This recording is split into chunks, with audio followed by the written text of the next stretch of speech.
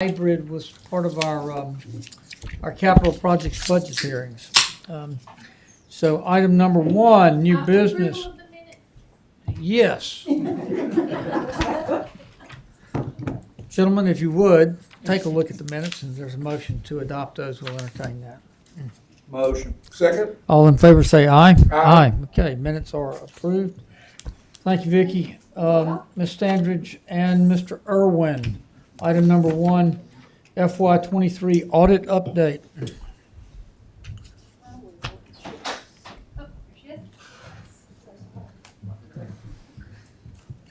Perfect timing. Do you think she had thrown you to the wolves by yourself there, Mr. Irwin? I'm not worried that he could handle it completely. Welcome. Well, good evening, everyone. Hope you all are doing well. How are the presentation? Yes, it's a VNS. All right. Okay, all right, good. All right, well, good afternoon, everyone. Hope you are doing well. Again, my name is David Irwin, and I'm with Malden Jenkins. I was the partner who oversaw this year's audit of the city's financial statements, and I certainly appreciate the opportunity to be here to discuss you all the results of this year's audit.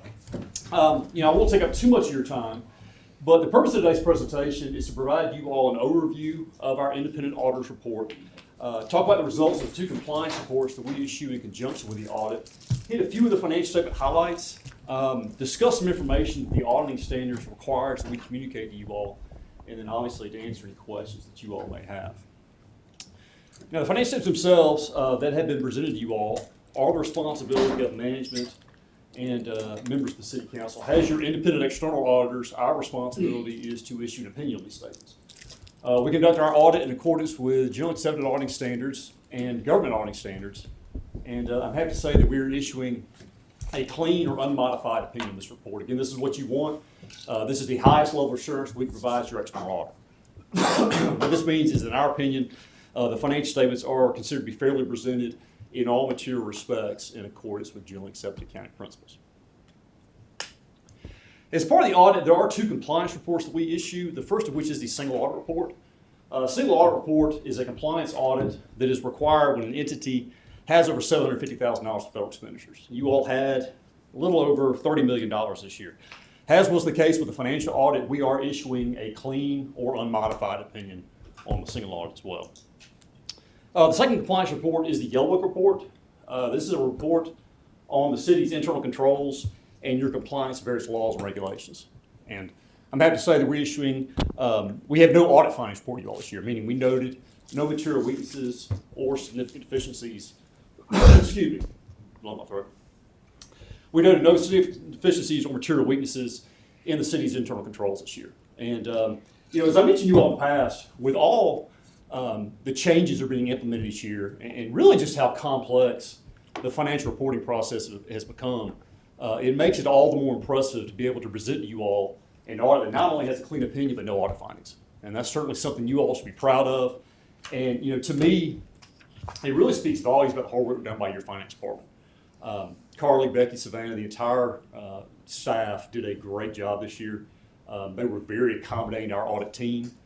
They worked hard to address all of our questions and get us everything that we needed in order to get the audit finalized on time. And, one thing I always I appreciate about the city is that you all are proactive, not reactive.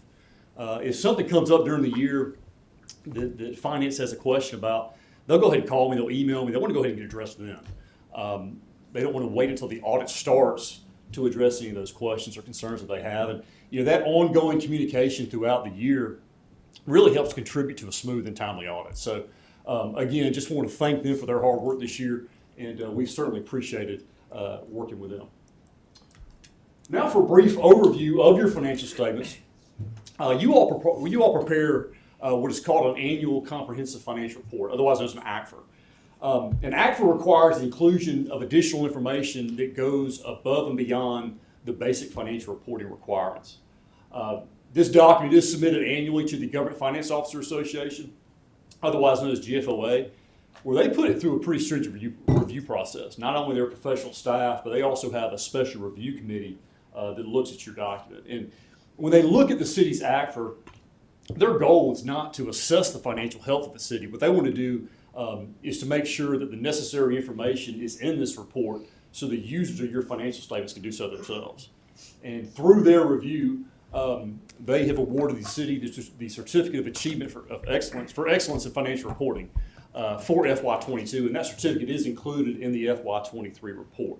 I believe this is the 36th consecutive year that you all have received the certificate. We serve over 700 governments throughout the Southeast. Of those 700 governments, around 175 get this certificate. Very few can say that they've gotten this certificate for 35 plus years. So again, this is a very impressive document. It's one that you all should certainly be proud of. And again, just another example of you all going above and beyond and continue to raise the bar. As you look through the report, one section I always like to point out is the management discussion analysis, otherwise known as the MD&A. This begins on page 6. It's right after our audit opinion. I always strongly encourage everyone to read the MD&A. The purpose of the MD&A is to make it easier for a broader audience to use and better understand your financial statements. And it does this by providing a narrative explanation of the financial statements from management's perspective. So, if there's anything unique or unusual that occurred during the year, if you have a question about any significant fluctuations in activity, oftentimes you can find your answer within the MD&A. In addition, there's a lot of comparative information in that section, meaning there's financial information for both fiscal years 23 and 22. And to me, that adds a lot of value to the reader. It makes it a lot easier to understand the current year activity when you have those prior year numbers there for comparative purposes. So, Do we have a copy? Is there So a yes, copy for us? copies have been given to council office, but then they're also on the website. So anybody can find our act first. It's been posted on the annual report section for the city's website. Okay. But And again- Vicki, could we have a printed copy Sure. of at least the executive summary portion for the finance committee? Go ahead, sir. Okay. But again, like I said, if you could, please look through the MD&A. The city's basic financial statements are broken up into 3 components, the first of which is your government-wide statements. The government-wide statements, they provide a broad view of the city's operations in a manner similar to what you would see in a private sector business. All of the funds of the city are combined into 1 to 2 columns, depending on the nature of the fund. You have a column for your governmental activities, and you also have a separate column for your business-type activities. This slide summarizes the city's financial activity for the year from the government-wide perspective.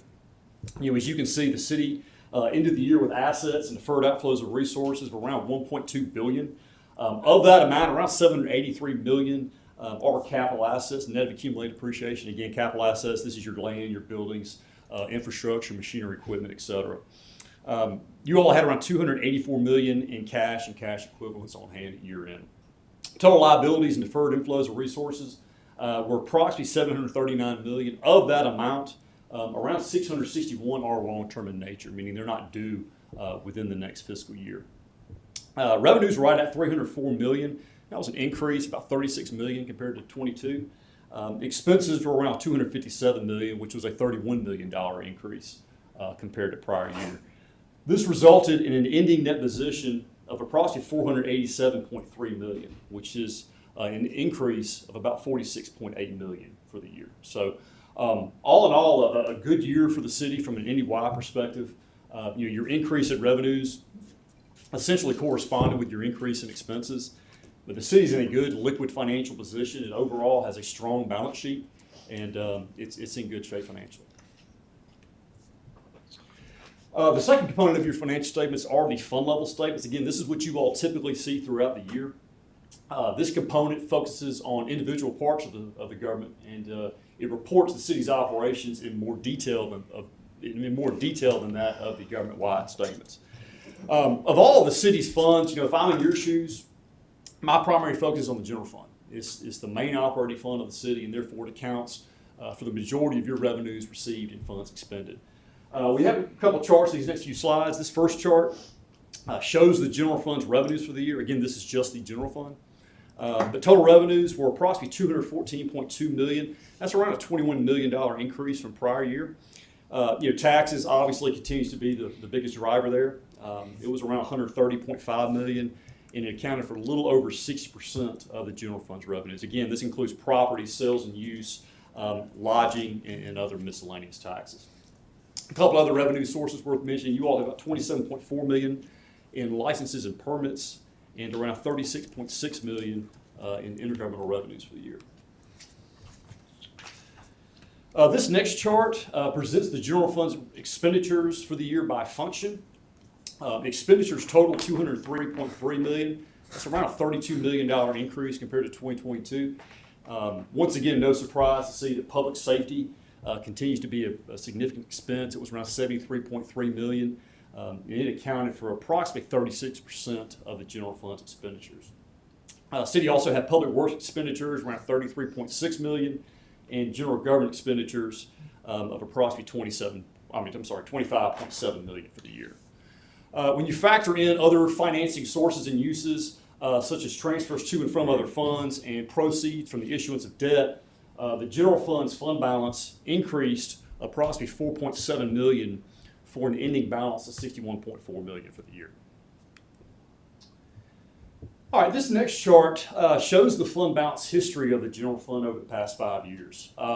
Charts like this it's always interesting to me to kind of reflect back on where you were compared to where things currently stand. And, to me, this chart speaks volumes. As you can see, not only have you all continued to do a great job of increasing your fund balance, but it's nearly tripled since 2019 when it was right at $23 million. So, with everything that's going on over the past 5 years and the economic uncertainty that has followed it, it's impressive to see that you all have been consistently able to stay within budget and continue to increase your fund balance. So that's certainly something, council management and really everyone in the city should be proud of and commended for.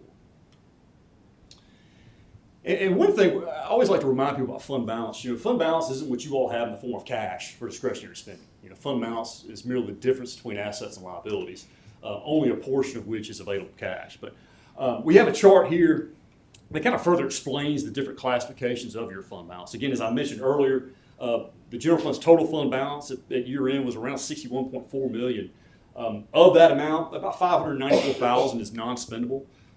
Which means it's in non-spendable form. It's in the form of prepaid expenditures or inventory assets. You all have about $1.9 million in restricted, meaning there are limitations imposed on either their use through enabling legislation or through external restrictions.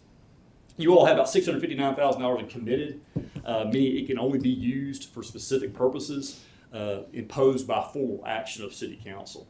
You also had about $26.3 million that is assigned, meaning it's intended for a specific purpose, but it's neither restricted or committed. And that leaves around $32 million as unassigned fund balance to fund your operations.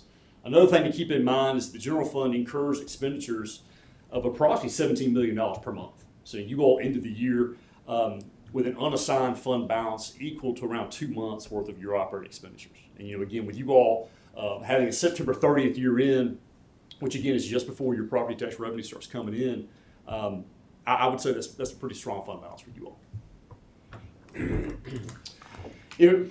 To kind of further that thought, a question I'm often asked is, as long as we're able to pay our current obligations, what's the point of maintaining a strong fund balance? And there are several reasons for this, one of which I alluded to earlier. Certain revenues such as property taxes are cyclical in nature. You receive them through a certain period of time during the year. So a strong fund balance provides you the cash flows necessary to cover expenditures during the months when your revenues are lower than they are in other years. In other months.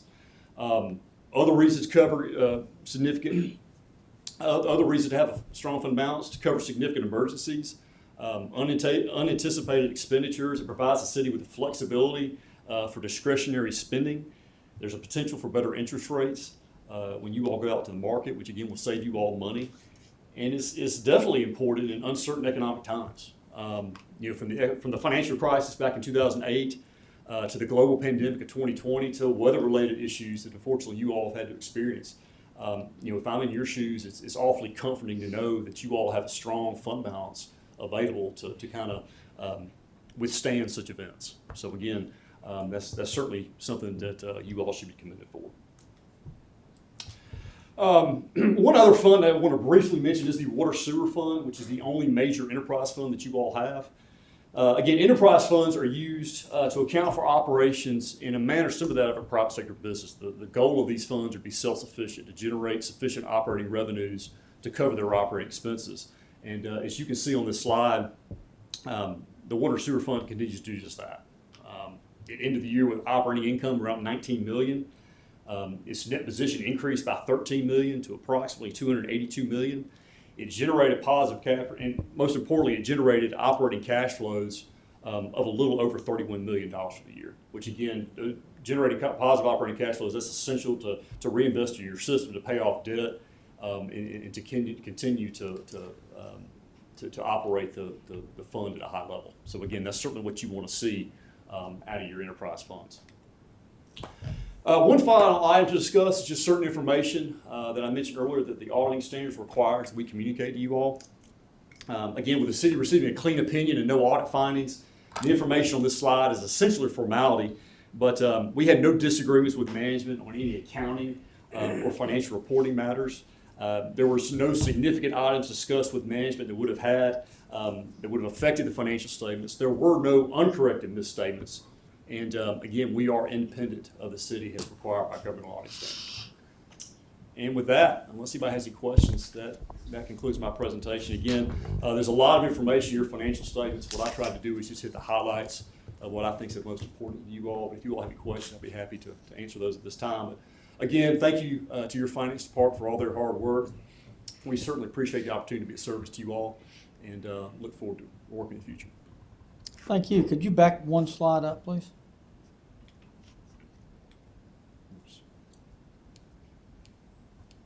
There you go. That doesn't leave room for any questions, I don't think. I should have just started with that, Mr. right? Wilson? Yes, No. Saved all the time. That's right. That's right. Thank you. Everything's good. Where are you headed back to, Atlanta? Just south of Atlanta. Maybe. Okay. Well, thanks for coming down. You are the new partner on our account, right? I am. Miller retired last year. Okay. Well, good. Welcome aboard. And Ms. Standridge and team, thank you very much. Great job. I can't find anything to throw rocks out there. I appreciate it. Thank But we still have some rocks in the basket. Kimberly?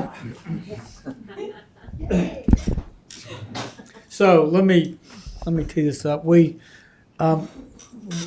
going to attempt as far as possible to move through the what we call the budget hearings, which is essentially the information sessions we need to begin making decisions here in Finance Committee and on to Council. And as far as possible, I'm going to try to use white space on our regular Tuesday afternoon. We're all here. It's kind of blocked off mentally time. I fully expect we will require some spillover, and we will get that scheduled and move through it. But first up on the calendar is the water and sewer portion of the capital projects budget. And come on up.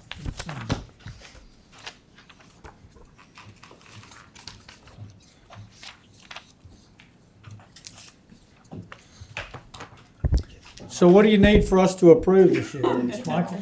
Everything that was Get on the what? slides, exactly the way it was listed on the slide. I'll give you a couple of minutes while Mr. Crow gets whatever he's. I did do a quick printout that has like all of the projects and the, and what votes need to happen, if this is gonna be helpful. It is. Thank you. And this just kind of condenses the water and sewer slides from the project. Thank you.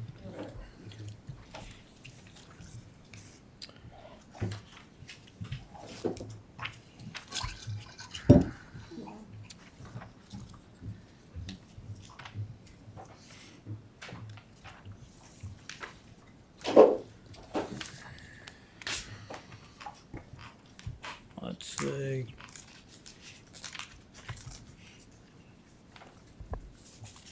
So what Ms. Standridge has just handed us out is, where did you go, Carl? There you go. So the 4 million here under what you've labeled contingency available, that's GFRFFI? Now, the 2022B is that titling, that's the 2022 bond issue. Okay, so Sorry. that's permanent.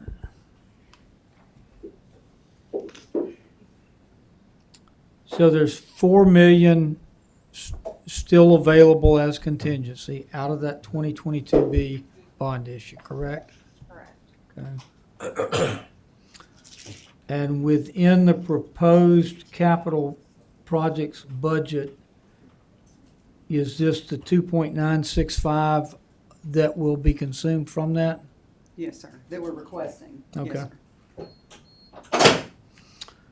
Mr. Chairman, this is a 30-year bond, correct? Yes, sir. 2020, was it all a single, was it a single maturity? You said it's a 30-year bond?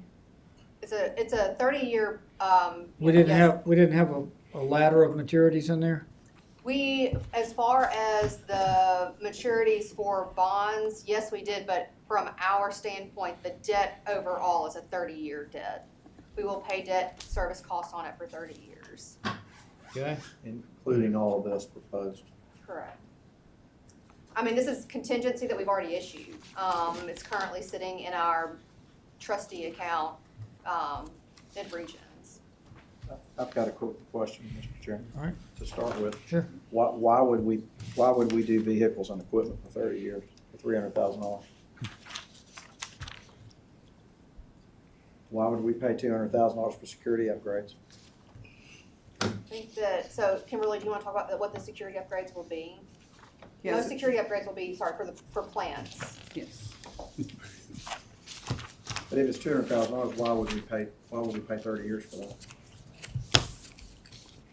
So generally, within the water and sewer funds, there is no other funding source for these needs. And so if you would rather not have the security measures completed at the plants, then there will be no other funding mechanism currently for those. I'm not saying we don't do the security upgrades. I'm just curious why we would want to finance that for 30 years.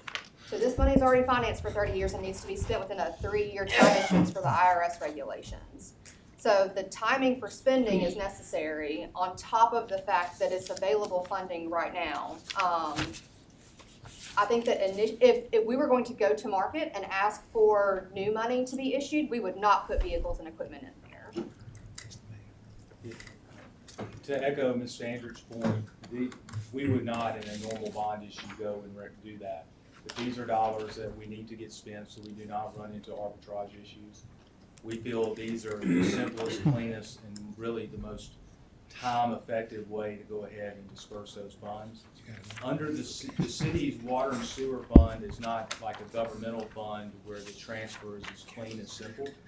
Right now, I think it's 30% of unrestricted net assets is the 20%. 20% of unrestricted net assets is our transfer amount. And although our cash position, as you saw from the audit, was strong, I believe that our transfer amount was less than, How much? probably, I think it was basically a break even It's actually just under what our required reserve is. by city ordinance. So because we have a required reserve that by ordinance, we cannot go below that number. Therefore, if we want to purchase the vehicles or do the security implementation, you've got two options. You can either change the ordinance to drop down, which I would not recommend, and I don't think you would either, No. or to go ahead and expend these dollars that we have in contingency.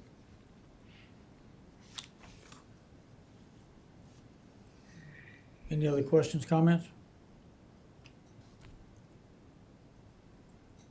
I'll have some.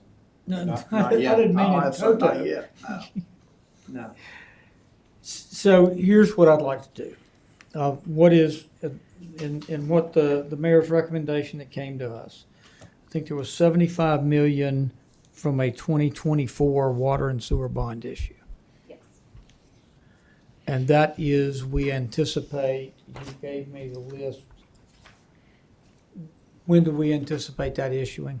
So we generally anticipate the water and sewer bond issuance to go with the most upcoming one in Elevate, which would be around October or November. So of we're this thinking year. late fall of FY '25.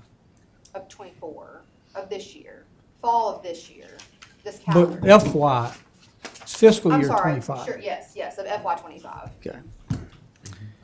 So, and then there is the roughly 2.9 million that would be drawn out of the contingency, the 4 million from the 2022 bond, right? Yes. Okay, I just wanted to get those big sourcing issues settled. And then I think you're gonna appreciate the question this way, Kimberly. What are the biggest things on your plate that we need to get done? And then walk us through those. I was not expecting that question exactly. So as far as And you can take that if you wanna follow the order laid out here, because it's simpler, that's fine. If you wanna start with the one absolute positively can't live without, gotta do this, that's fine. You walk us through it the way you want us to understand it. I think, as you know, we have our 10-year plan, and it's over $300 million in projects. So the items that we have lined out for the contingency and for the 2024 bond are the projects that we feel are most important at this point. These are just the ones that it's time to Yes, come sir. out of the 10-year plan. Yes, sir. Check. So that's what we tried to do and pull them out. And then, so obviously, if you see some of the smaller ones that we have are in the contingency, just because they're smaller dollar amount projects, where some of the ones that we would feel like it was a greater need at the moment, we need to do it with the bond just because of the dollar amount.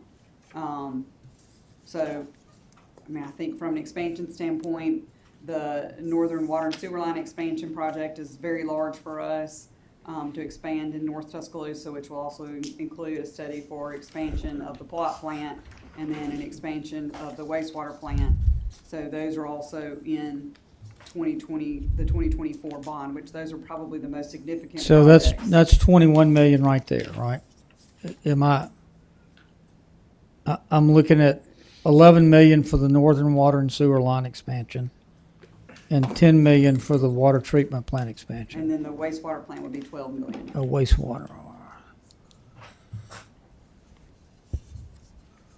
So holistically, that's probably the biggest projects that, you know, because they do all go together, that we're looking at. And then the AMI project is very important to us from an operations standpoint, accuracy. It touches all portions of the water and sewer department. Mr. Chair. Yeah. Just got a quick question. Sure. One of our most needed plants is the Fletcher plant. So have we finished everything with the Fletcher plant? Are we on course to? We have ongoing projects that are happening with process upgrades. Gotcha.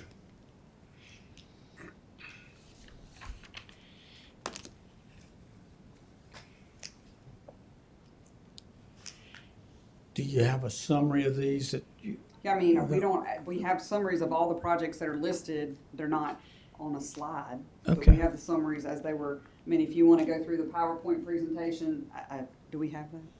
The presentation as it was presented to council? We've got Yeah, we've got what was in the mayor's recommendation. Oh, I mean, and I can go through those line by line and tell you what the projects are. Let's do that. Okay. And we talked about there's 40 right off the top out of the 75, right? Between Northern Water and Sewer, Jerry Plot, AMI, and so. So I'll just start with the first one with the 2022B, start with the Mercedes tank. All right. So the first item is the tank rehab project. That's the 1.295 million, and that's to completely rehab and overhaul the tank and make it basically new again. And then the item after that is the engineering portion of that. Okay. All right, the next item is, it's a Citizens Water Authority tie-in. It's an interconnection with the city of Tuscaloosa and Citizens Water Authority. Our typical connections with them are where they're purchasing water from us. In this case, it would be a redundant connection for emergency purposes.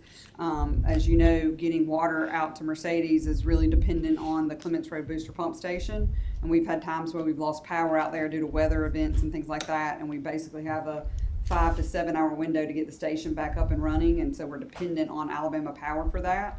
So this interconnection will help get Mercedes, or keep Mercedes, to help ensure that Mercedes is back online.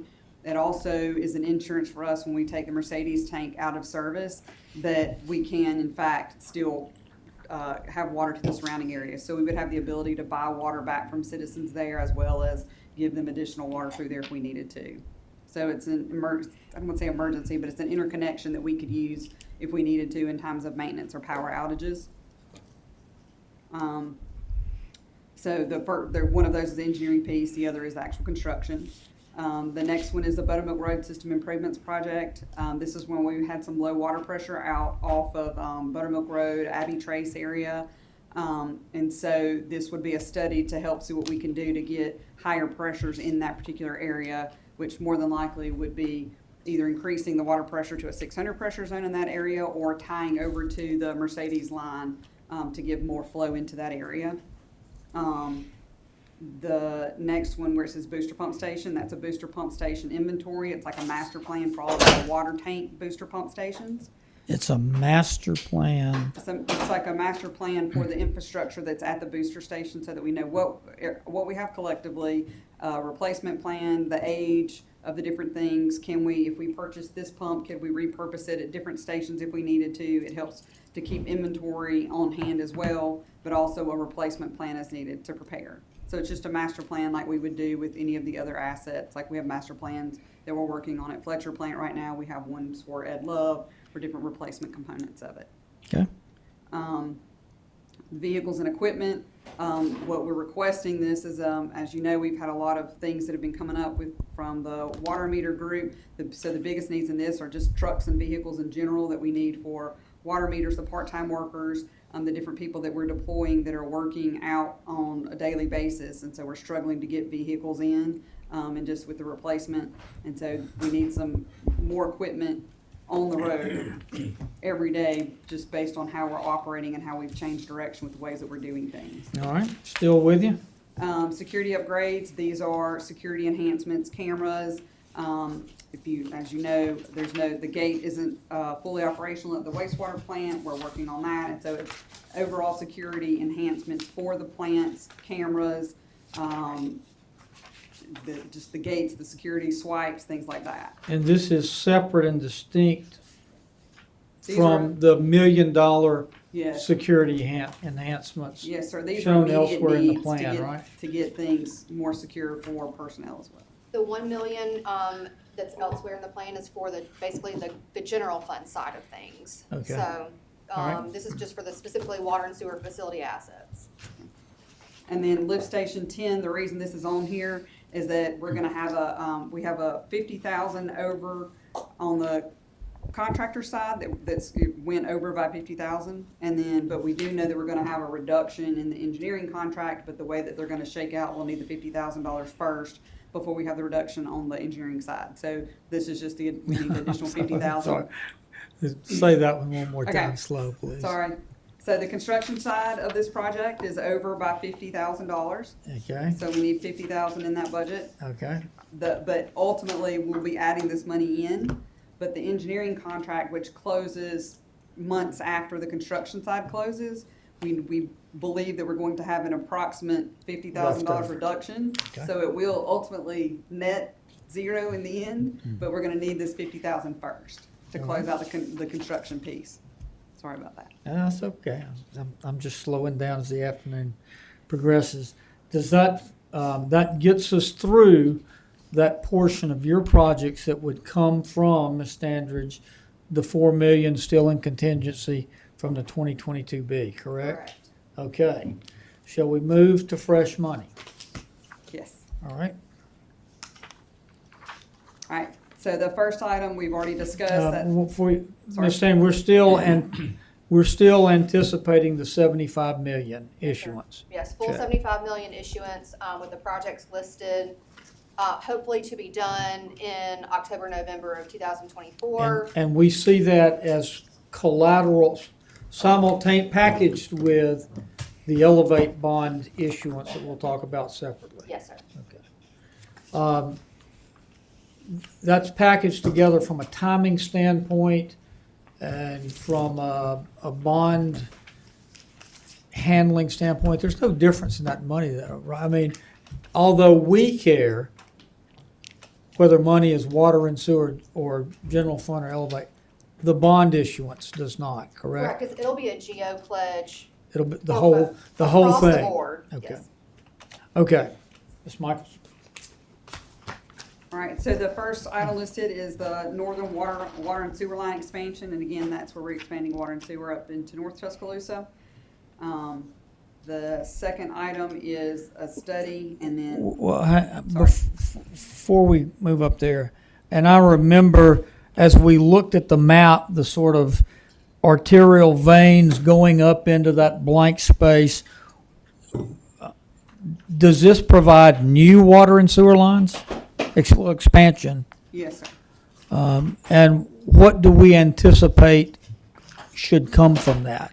As it develops, the. Is it in response to specific development requests or plans, or is it us assessing the map and saying, there's a blank spot there, and if we can run water and sewer up there, we're gonna start bagging more and more neighborhood develop, is that, Yes, trying to encourage growth in the area. okay. All right, go ahead. And then, so the next item would be the Jerry Plot Water Treatment Plant expansion, and that would be to study and evaluate where we need to expand to next. So if we're expanding water and sewer, we obviously have to expand the water side as well. So our Jerry Plot Water Treatment Plant is, it's rated at 14 million, but we can only produce 12 million, it's the way the process is. And so we've, And where are we now? well, like currently today, we're at like 6 million on the high, but like with the weather right now, but we've bumped the 12 million on more than one occasion. So, some of it there are things that we feel like we can control a little more with the operations side of things, the way that we feel and let things drop out, but it's time to start that regardless of the expansion north, the north water and sewer. Do we expansion. have any anticipation, this may be an incredibly dumb question, but is that an expansion of that site? Or is that an expansion of satellite plants Of the tied site. to it? It would go in the same location there? Yes, sir. So when the plant was built, it was built to double in size. Okay. So, So and the we way it was have laid that- out was, so if we want to double the basin size, double the clear well, double the filters. So this is a study to begin looking into that and to see where we are and are we ready to start expanding and what the next steps are. Okay. The next item is the AMI water meter upgrades, and that's 10 million. We got a pretty detailed brief on that just a week or two ago. Mr. Yep. Wilson, Mr. Crowe, do you have anything you want to dwell on there? Okay. The next one is the Queen City Sanitary. Doesn't that complete? No, that's phase, The 10 oh, that's million. phase 3, yeah. Yeah, the We've got- 10 million will complete. The 10 million. This 10 million will The- complete the- it. This will The complete 2 plus. Go ahead, Queen City sanitary sewer improvements. Yeah, this is some public sewer lines, city-owned sewer lines that run under some homes. And so it's a maintenance nightmare for us. And so these are to get these lines corrected, and get them out from under the homes so that we can do maintenance on them. And Where is it? I don't exactly know where on Queen City. Mike, you want to brief us? So this is a, this is a line segment that starts in Greensboro Avenue, just north of the railroad crossing, kind of around, just a little bit south, north of Union Furniture. The gravity line then runs kind of northeast through some property, under a house, and gets to Queen City Avenue, crosses Queen City Avenue, and then turns and runs north under a house or two and through some vacant property. And it's, like she said, I think we've been struggling with acquisition of right-of-ways for about 3 or 4 years on this. We're looking at an alternate route that we can get away from needing the easement from the owner and rehabilitate and relocate this sewer. In looking at projects like this, what do you use to prioritize which ones will be tackled with this funding? And I ask that very specifically because I have 2 streets in my district in the middle of the city without sewer lines. So I would think one of the things that we need to look, when we make a consideration for this, or setting a priority, is one, her maintenance cost. How much personnel and equipment are we using monthly or whatever annually to keep this line functioning for the residents and businesses that might use it? I'm more familiar with the situation out in Woodland Forest where for over 7 years now, we've had to go, clean this line because it doesn't flow well. So we've spent more money in maintenance than we should have, in my opinion. Okay. So I think that's what sets the priorities for some of these from water and sewer as well. But that situation and by the situation, I mean the fact that where over the years or decades or generations, as a result of maybe unplanned growth, we have sewer lines that now are not cleanly connectable to the houses in the downtown area. And so we have sewer lines running in this Byzantine underground network all under other people's yards and homes, right? And we had it, I think, when we did the big project, University Boulevard and Bryant Drive. I believe I don't, tell you what, I just want to bookmark this. I would like to have a separate conversation with you about this same situation that exists, and let's. We've compiled some data. Okay, I think would good. be beneficial for you to look at. And I'd like to do, but I don't think that's worth everybody else's time right here. But thank you for explaining that to me. Okay, so Garner Road CIPP line. Yes, this is basically the outfall line from lift station 42, that's in need of rehabbing and lining, and so we can line this particular line instead of having to replace it. And so that's what this is. So the engineering is complete. This is the construction money on this one. Okay. The next one is the upgrades that we believe will come out of the study that'll be on council agenda tonight with lift station 42 and 15, and we add 42 and 15 because they're interconnected.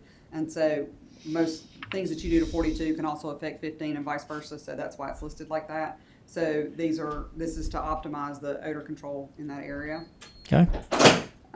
Lift station 22, that's out at the airport. The engineering is complete on this one. And so this is for the construction of this particular phase. So this is a 10-inch force main, and it's approximately 1.5 miles out towards the airport industrial area. All right. The next item is the raw water line assessment and rehab. This is the raw water lines that come from Lake Tuscaloosa and Lake Nickel prior to going to they want to see the raw water pump station. So this will be assessing the condition of those lines. So a lot of them are deep underground or in tunnels or different things like that. So this is an assessment of those lines so that we can begin putting a master plan together for replacement or repairs. Okay. The next one is SCADA security system improvements, and what this is different than the other security. This is like the cybersecurity related to the how we control our plants and operate our plants with the SCADA software that we use to monitor throughout the system. So that's why this dollar amount's a lot more than. So Dr. Evil does not enter into our monitoring and control of the system. Yes. WRRF lagoon repairs. The next item is the lagoon repairs at the Fletcher plant. So these are the wastewater lagoons, and it's removal of solids and to restore the storage volume out there. So what is that? Are you dredging up the existing lagoons? So Is that what happens? there would be some dredging. They're 10-acre pines. There would be some dredging, but we're just trying to restore them back to their usable capacity. And it's one area that they have dams and stuff that are on them, and so this is repairing of that to make sure everything's holding and containing as well. Then the next item is the Fletcher plant capacity upgrade, which is the 12 million that we've discussed also. And again, this would be on site, on the current site that we have already. Remind me, I remember remind me what the acronym is for. Water Resource Recovery Facility. Resource recovery. Resource and Recovery Facility. So the F's not Fletcher. Okay. All right. So 12 million, I'm sorry, plant capacity upgrades, and those are what again? the plant capacity upgrade, so that's gonna be, it's expanding in some way, whether that's adding additional digesters or clarifiers, it will be expanding some of the processes to be able to treat more volume. How long a process is this, Kimberly? Is this a 2-year evolution, a 1 year, 5 year? What's it take to do this? Well, it'll be a study first, but then we feel like we'll be adding an addition, we feel like that the initial response will be adding an additional clarifier, possibly a digester. So I mean, the construction on adding those and doing it's a 2, 3, 4 year project on those. These are longer projects. Because you have to, I mean, you're building them, but you're also having to integrate them into the current processes without taking the processes down. Okay. The next item is the SCADA security improvements at the Fletcher plant, so at the wastewater plant. So this is getting Fletcher to the standards that the water treatment plants are with their SCADA systems and the way that we operate and secure them as well. And remind me again what SCADA stands for. I don't know, I can't tell you the name. Security acquisition data. Have you looked that up, Ashley? What? Just you don't even have to tell me what what's it mean? It's the way that we control and operate. Okay. All right.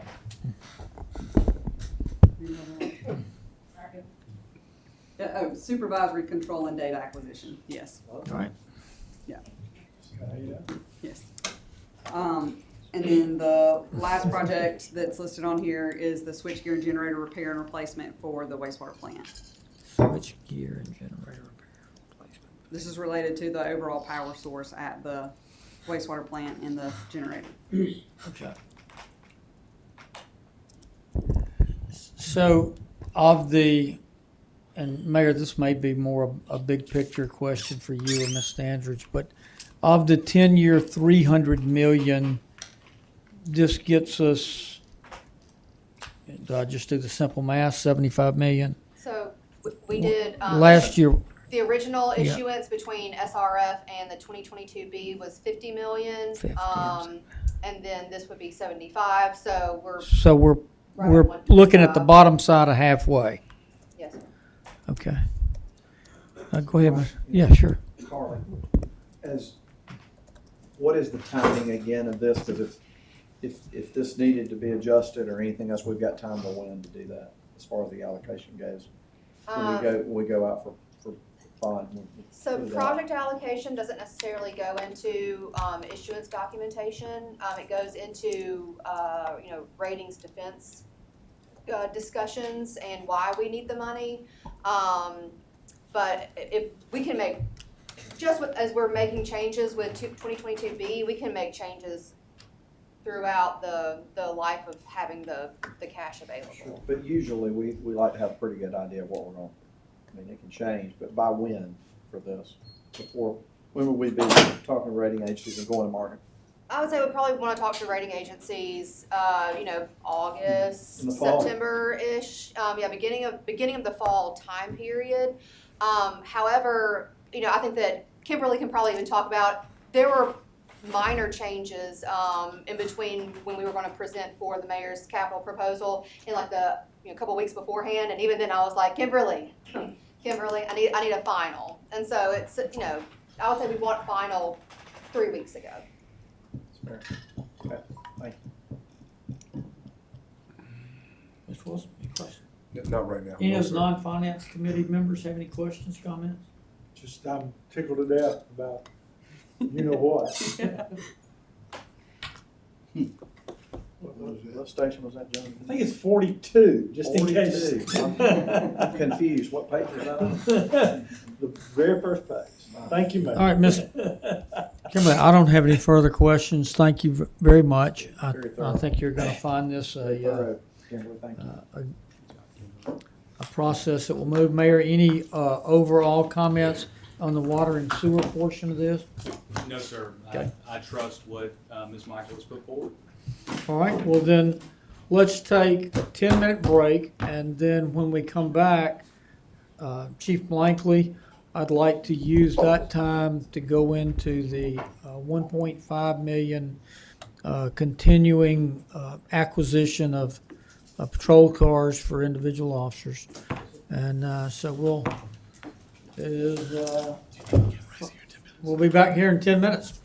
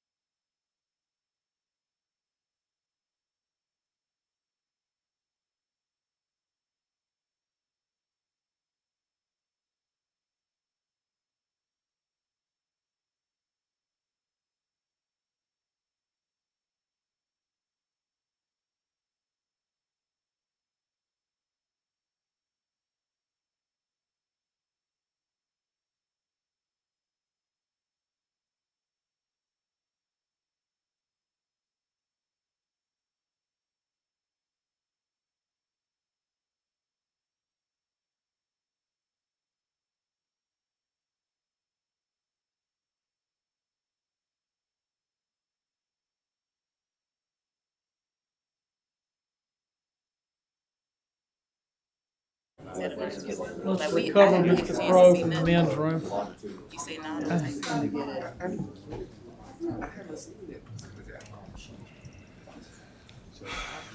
Just give me the, kind of rundown.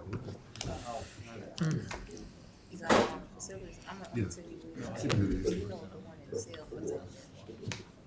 Did you lose Norman, John? I didn't know it was my.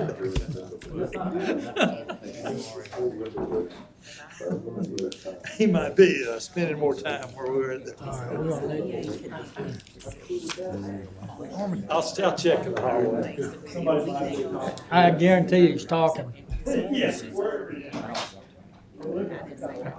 found him, Mr. Chair. Okay, let's resume,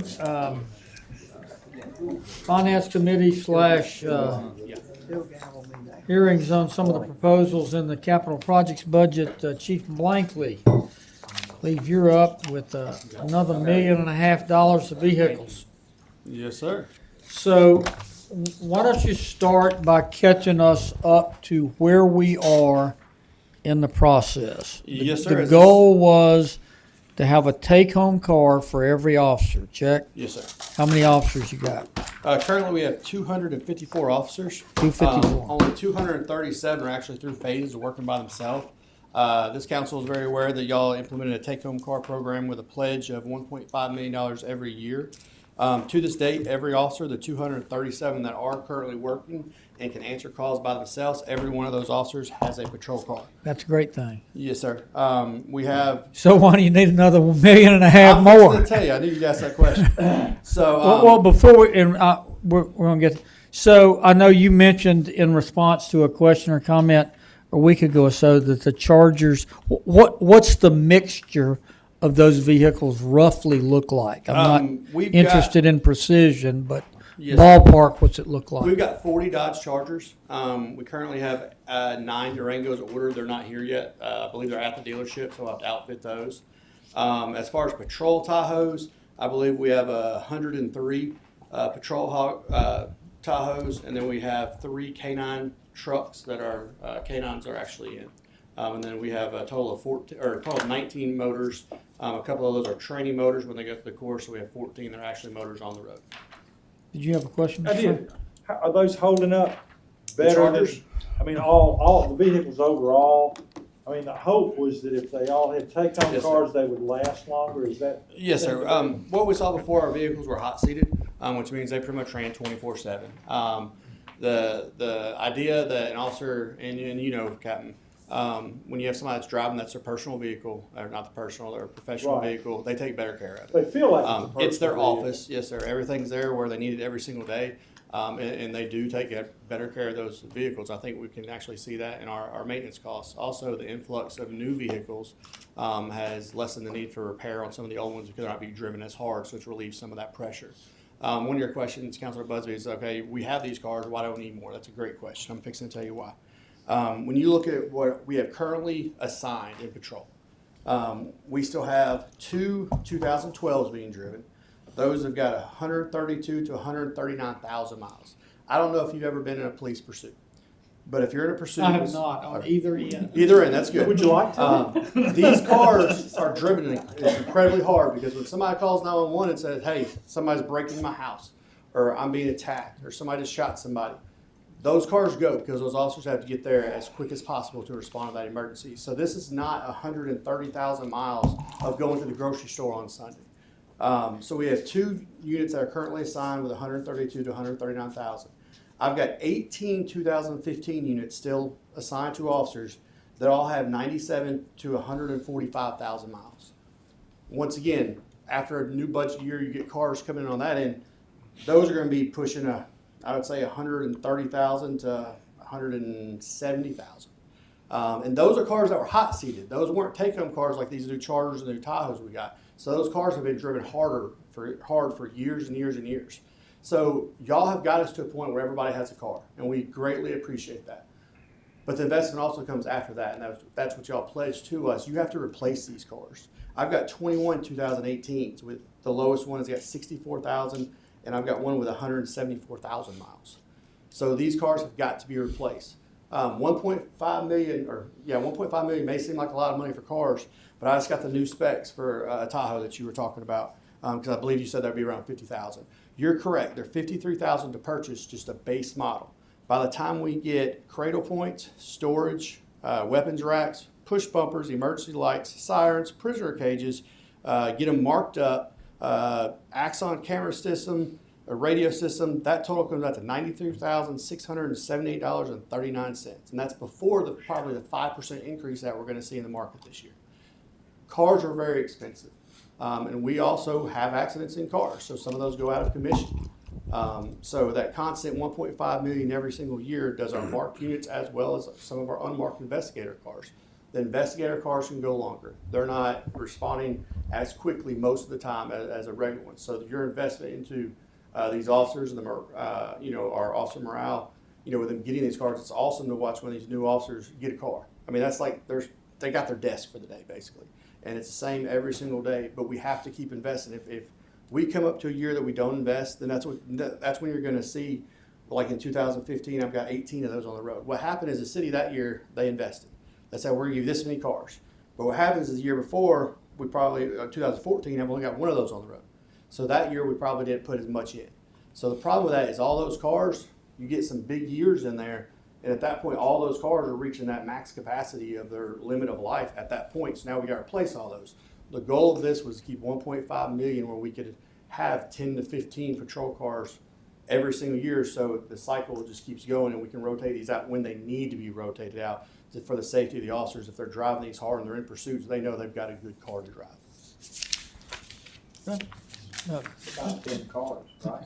It's going to be about out of that one, 10 to 12 100 each? Tahoes or Durangos if we're starting to get those, and then you're going to have probably 2 motors out of that, and then also some investigator vehicles as well. Just a comment, I know from personal experience, Yes, sir. when you have a good vehicle, it really helps your whole attitude about being a police officer. Oh, without a doubt. Which I think is extremely important. And I've driven a lot of miles in a piece of junk. Me too. And I'm just excited about this program. I really am. They're really excited, and like I said, all the officers are very thankful for it. And you see them out there washing their cars, waxing their cars, vacuuming their cars. I mean, they're at the wash rack. They're up there every single day. So. Mr. Wilson, Mr. Crowe? Good thing this is already coming out of money that's there. Yeah, That's traffic already light coming out of money. traffic lights, that's good. For my education process, what's the process internal to your department? And I assume you've got some level 1 or 2 maintenance and repair internal? Mm-hmm. Yeah. At what point do you, just like individuals, what point do you make the decision and how do you make it? That's a hanger queen, it's gone. Mike does an amazing job at our shop. He'll sit there and he keeps records of everything. And at some point, we're investing more money into the car than what it's worth. Right now, we're still driving some of those. So with knowing what we're going to get every single year, we look at the maintenance costs on, hey, this one's costing us the most. If we can pull it, let's get it out. Let's send it to auction, and let's get a new one in. And like I said, the wait time of ordering the car to get in it, since we do all of our installs now has sped up. I mean, you're still looking at 6 months to a year once we order these cars to get them in, get them outfitted, and get them out to the men and women. So, but it's done basically on the needs of this car is costing us the most money, and we need to get rid of it to get a more efficient car in. And that's why we still have some of the older cars that's been replaced before a newer car, just because that car is a solid year and may not have as many problems as maybe a newer car with slightly less mileage on it. Is there a preference in the force as to what they drive, or is it just like regular people? Some like the fast, sleek cars, some like lots of room where you can put stuff. We had a lot of men and women that actually love the Chargers. I hate that they're not making them anymore. I'm glad we got them when we did because they've been so far very good vehicles. But they like those because they're not quite as big and bulky as a Tahoe. Our Durangos, I'm interested to see when we get those in how they like those. The Durangos are a little bit cheaper than the Tahoes, I believe. You got about a $5,000 difference. Do we have Durangos on the force now? We do. I believe they just arrived to the dealership. They're not outfitted yet. So once those get outfitted, We're interested to see how they like that compared to Tahoe, but we're gonna go with whatever can save the city the money and we feel like is best for the job that they do. Chief, once you kind of trade those old vehicles out, and you take them to the auction, how do you use that revenue that comes from auction? I do you believe put it that goes into- back to the general fund. It does. Okay, cool. Ms. Andrews? Anything, I'm trying to remember exactly where it's kept, it will not go in the general fund, it will go into the RFFI contingency amount. Okay, Yeah, it goes there. I'm trying to remember where it is. Sorry. all right, thank There, you. there's about 20 Dodge Chargers roaming around town. I wish y'all would impound and appropriate for yourself. Hey, they sound like. Can you do that? Sound like trucks. If you're caught racing, we can impound your vehicle, and we're looking at some alternate routes right now, working with OCDA. And at what point does that vehicle get forfeited? As far as impounding on street racing seizure laws, I don't want to go too much into that because that's something we're working with OCDA right now. I don't want to speak out of turn, but we'll be bringing y'all something, I would say, over the next couple months. Okay. Any other questions? All right, Chief, thanks very much. Good Thank you, Chief. presentation. Ms. Standridge, we had talked about, depending on what time we finished with this portion, going into an RSA review. Give me some idea of what kind of time would be suitable for that, and should we move into it now or? Let's see, it currently is 4:25 or 4:27. And so, I think that we'd probably be able to have a robust conversation about it in the next 30, 45 minutes if the committee council is. Matthew, you good? I'm good. Norman? All right, let's do. Okay. So what I did in preparation for this is I just generally updated the presentation that I gave to the Finance Committee in December of 2022 when we kind of did our original financial plan for RSA conversion. I have it here. I can go through it if you would like, or we could just talk about a couple of things. It's completely up to you. Why don't we start with just updating us as to where we think we are now. For example, I know you and I talked on the phone. We know the amount. We obviously have known all along that the amount that it will take is going to wiggle primarily correlated to investment experience in the existing assets. Check. Correct.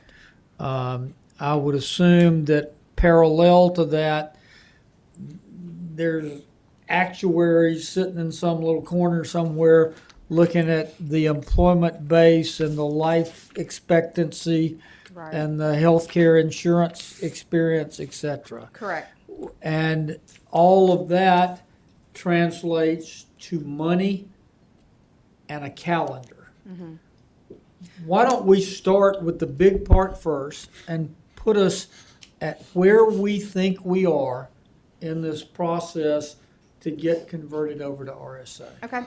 So, And if I can, real quick, I think Sure. what Ms. Standridge has for you, I saw it earlier today, I think goes right to it.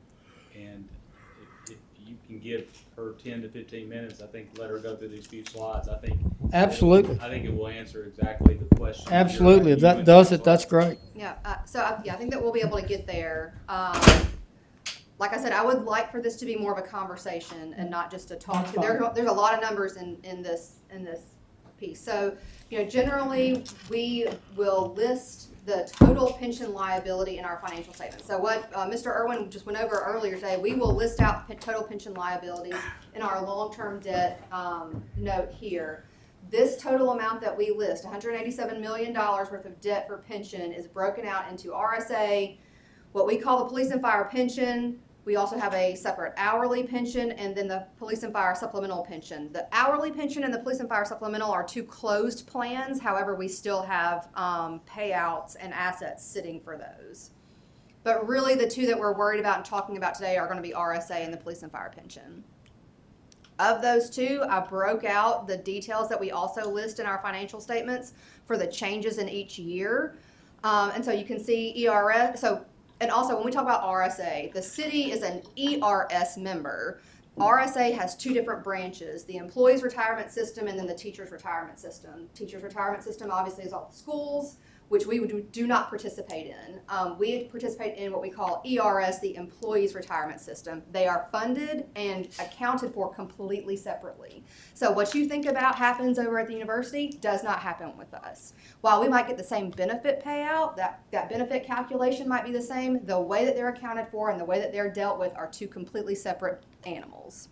So try not to layer one on top of the other. So ERS, go ahead. Vicki, do we have hard copies? No, sir, I did not print out hard copy. I can get you a hard copy of this though. Not, keep going.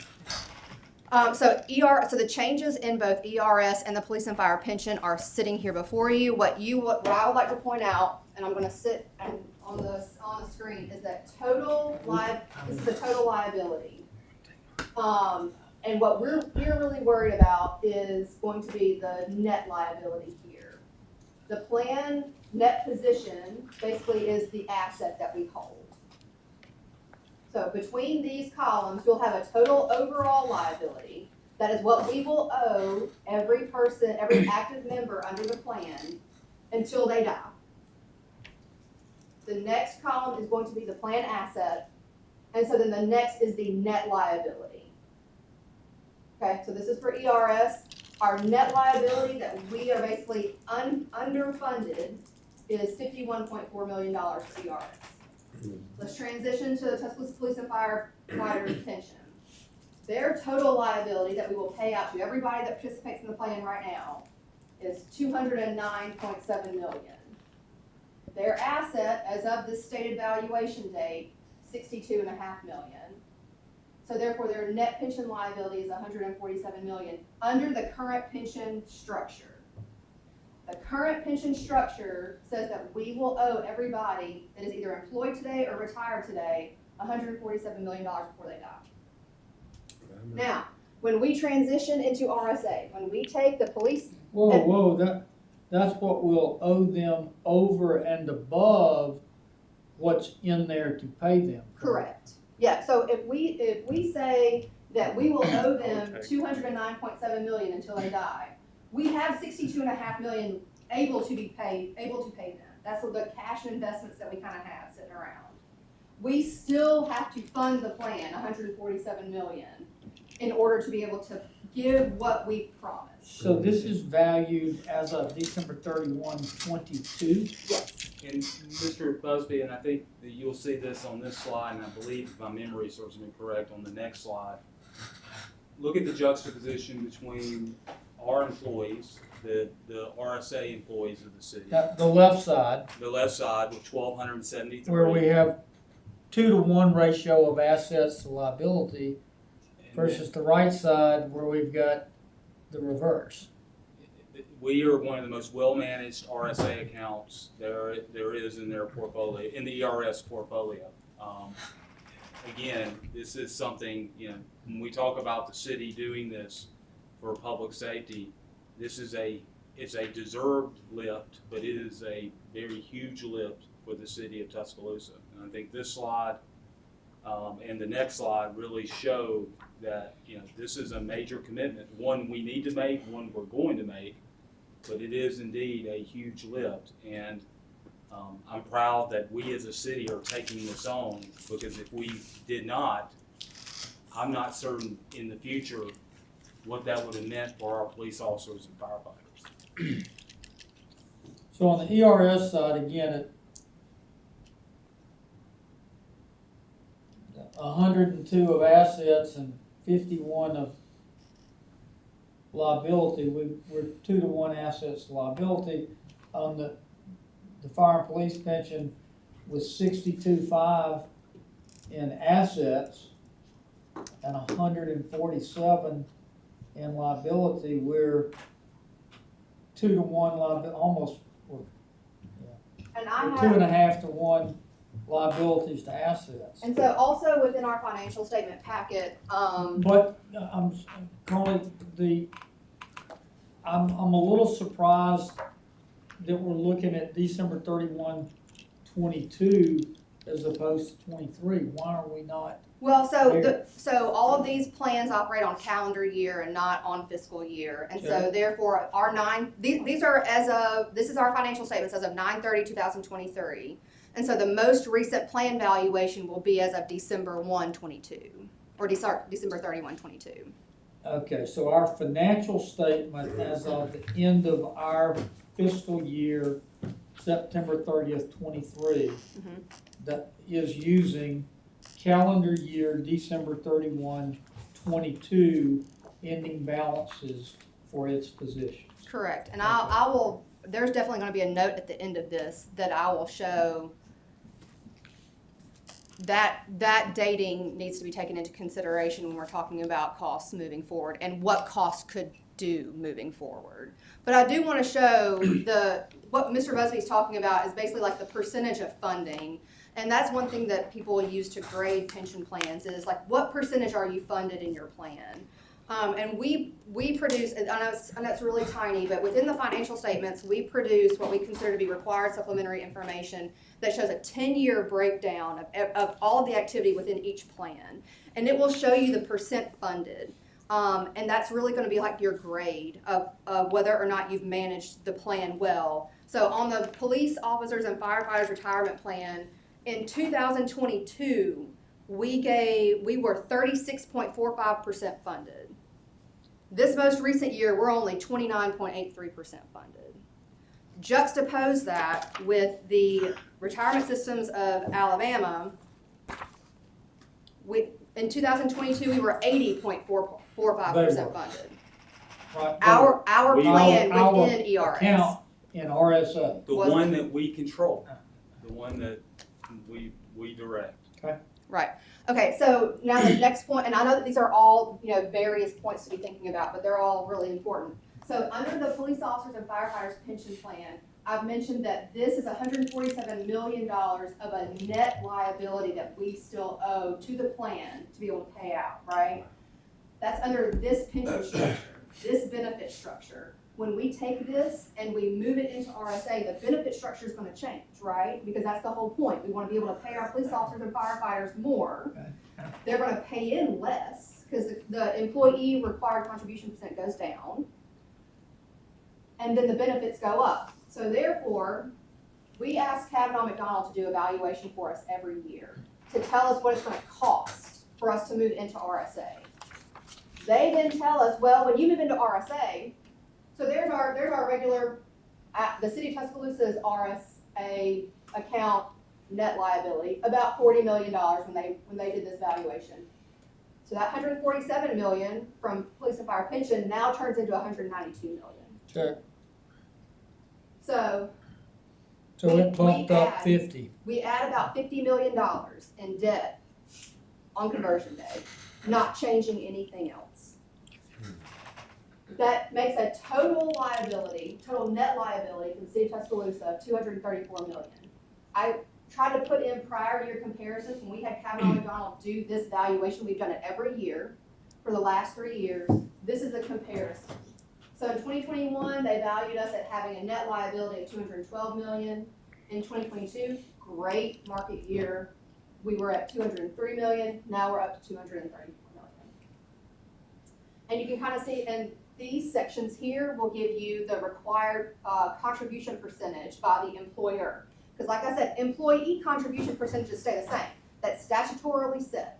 Every city of Tuscaloosa employee that's in RSA is only statutorily required to commit a certain percentage of their paycheck to contributions. That will never change. Did you say it would go down? It would go down. Okay. Currently, right now, under the police and fire pension, they are required to contribute to the pension 13%? 13%. Under RSA, it's going to be 8.5%. After a phase down. No, sir. We're not going to be able to do that. We thought we That's been taken out of the mix. Yeah, that's not going to be that. We're not going to be able to do that plan. But so generally, so because the employee contribution is set, that will never change unless the legislature votes That'll never change, so therefore the employer portion is what changes every year to be able to fund the plan, right? So that's what this is. So tier 1 employees, tier 2 employees. Tier 1 employees, they're gonna project us that we have to pay in 24.06% of each tier 1 employee's salary. The city has to pay that on top of what we pay them, on top of what we pay the employees. For tier 2, don't not get this confused, probably got this confused the first time. 24.06, 24.60 for tier 2. And you can see the comparisons with the 2 prior years also. So as you can see, the most recent valuation was not pretty compared to the prior year. So I take those percentages, I calculate out all of our payroll data, I apply the percentages to come up with the cost analysis of what it's going to cost extra for us to bring in police and fire. Now, like I said, those percentages, Say that again, what it's gonna cost extra for us to bring in police and fire, bring them into RSA. our RSA. Yes, sir. So, like I mentioned, these percentages are on every single city employee, every single one, including water and sewer. So it's not just a general fund issue, it's not just a police and fire issue, it is an ESD issue, it is going to be a CFG issue, it's also going to be a water and sewer issue. So this is the general breakdown of the costs that we are, with those percentages that the valuation showed, that we would have to contribute into RSA. We are going to be required to contribute $21.9 million every year to RSA from the general fund, and $2.9 million from the water and sewer fund. We currently budget, right now, 2023 state pension ER contributions of $3.6 million in the general fund, and then our police and fire pension fund, ER contributions budgeted, and ER means employer, by the way, sorry, of almost $8 million. So therefore, we have to pay the 21.9, we already budget this 11, so therefore, we are still going to have to create in our budget capacity $10.375 million every year. $2 million in the water sewer fund. So to be able to pay for this, that we came up with this public safety fund plan. And I know that this is a lot, and I've gone over it before. I'm gonna go through a couple of these revenue items very quickly because I hope that there's gonna be some memory jogging that And happens. Carly, if I may, this fund was created and as part of our 22 budget submittal, the council authorized in September of 21. This fund has always been, when created, was seen as number one, help us implement pay increases that year, which got us more competitive with the market in Alabama. And number two, to become basically in layman's terms, my terminology, a savings account that would help us be able to transition to that $10 million number that you see to give us that cushion we need. That's why the October 1, 2026 is not a number, it's not a date we just pulled out of the air. That is the date which we feel like we can safely transition to RSA and then continue to work on any deficits that we see in the years leading up to the beginning of the decade. The good news is, once you roll past 32, 33 with our current plan, we begin to normalize. I'm not sure if that's the right accounting term. Absolutely. We normalize. So this fund, we see it as a way as being a savings account to help us in those transition times. To accelerate it ahead of time, as you will see in a few moments, that would create a lot of stress on the city's financial picture and overall ability to deliver services, not just in public safety, but across the entire city. And actually, that is perfect example and description of what this really is. This is the savings plan. And so bottom line is, at the end of fiscal year 26, we plan to have saved $10.2 million. That's the projection as of right now. And so this is really kind of where the savings plan starts. These are the revenue items I've listed here. which I can go through, but your main, aspect is gonna be the Elevate, public safety transfer.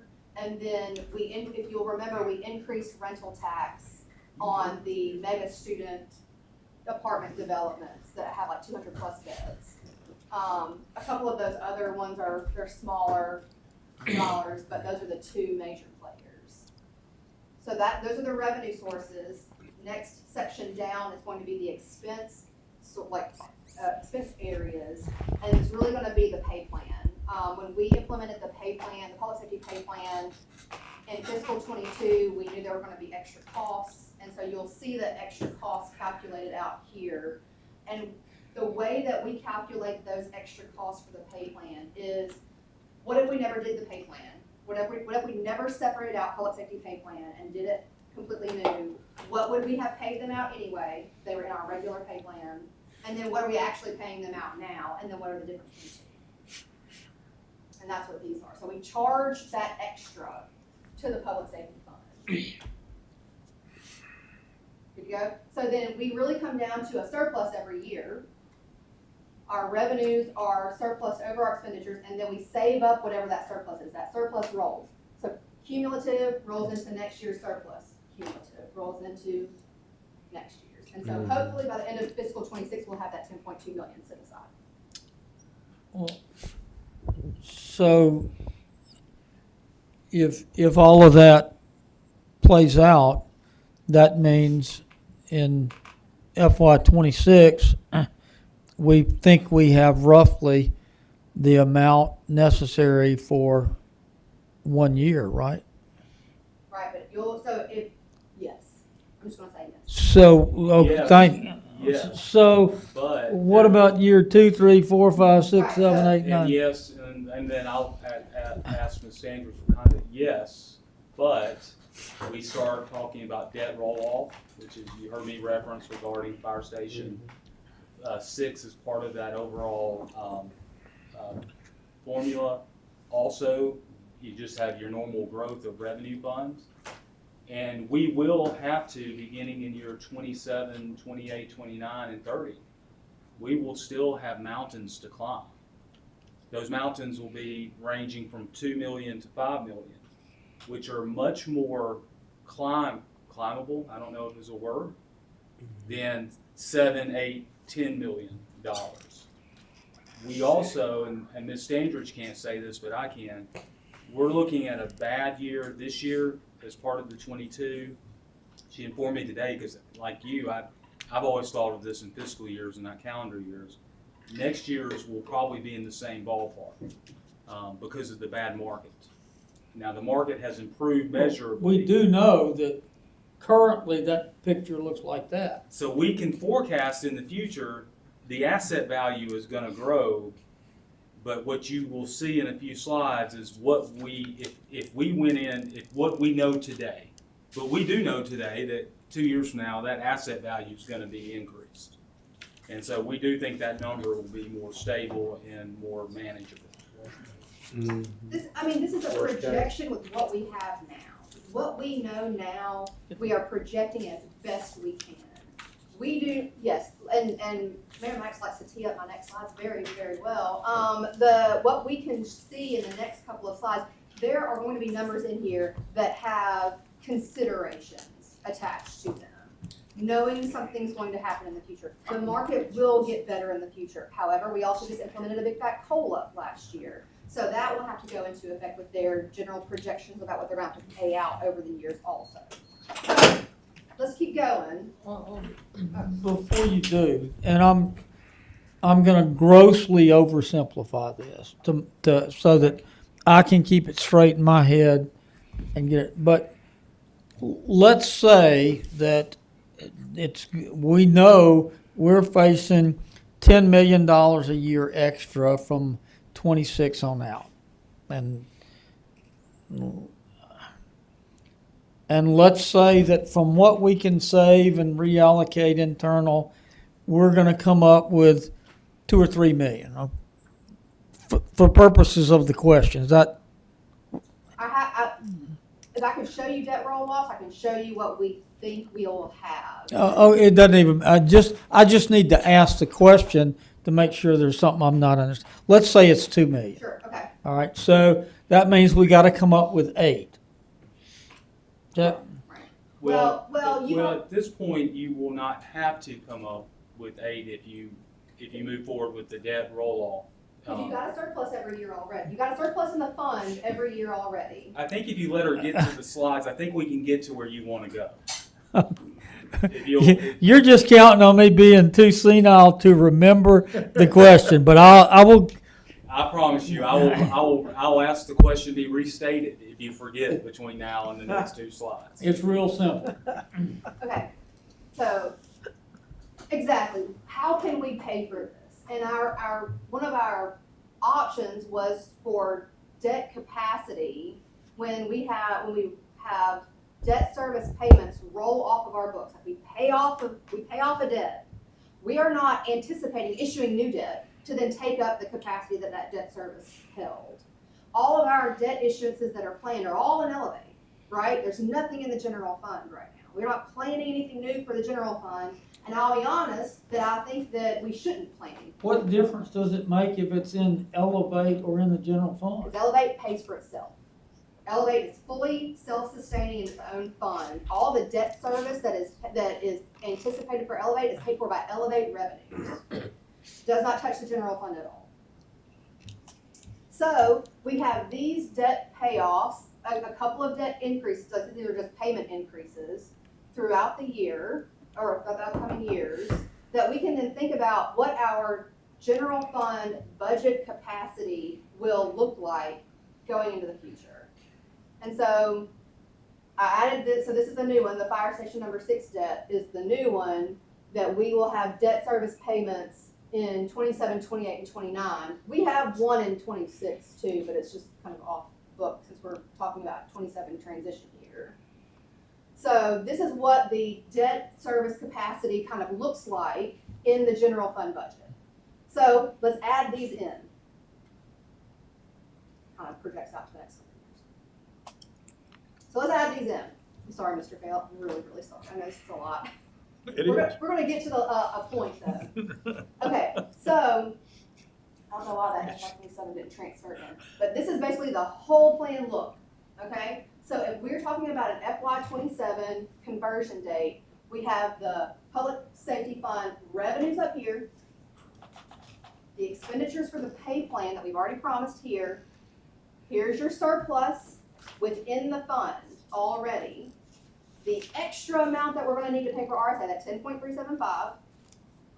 So now you have an annual deficit between these two, 6.5 million, right? Following? No, I know.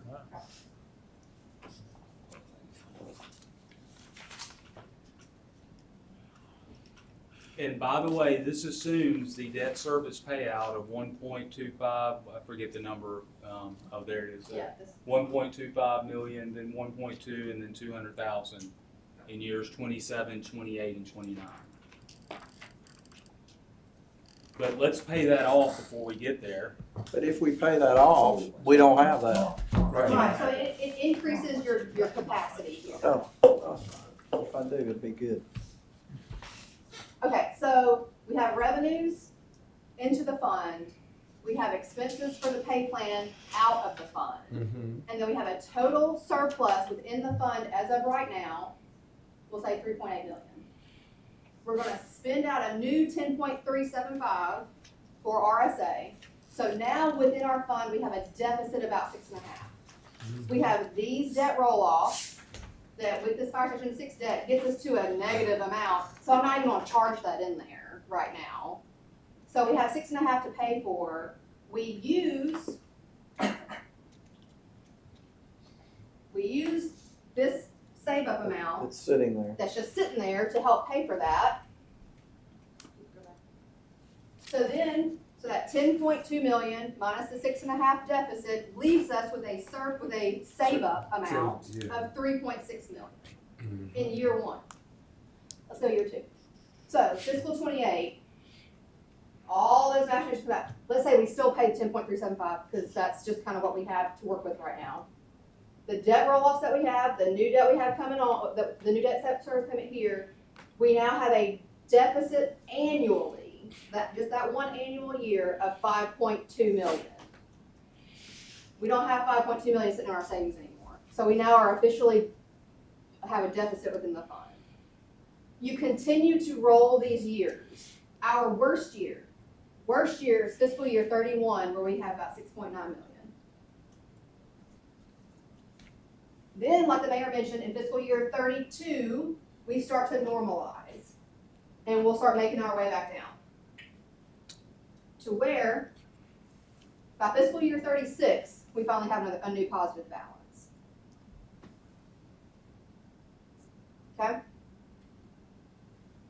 I do this look with the $2 million payoff that's proposed in the capital project fund, but I want to get to, but it's the same kind of thing, but I want to get to the 2026 conversion question, especially for the 2 minutes in the back corner. So if we take the save up and we cut off this last year, we only have 7.1 million in our savings account to transition in. We apply within the fund that year we have a $3 million surplus. We apply the 10.375 of RSA payment. We now need to make up 7.3 million. Well, we don't have 7.3 million. Already in the first year, we have a deficit. 200,000, maybe we can make that up. But again, we start to roll it. We start to roll it. Our worst year, $14.9 million of a deficit within the fund. We do start to normalize after that again, but we don't get to a positive point in the fund until 2040.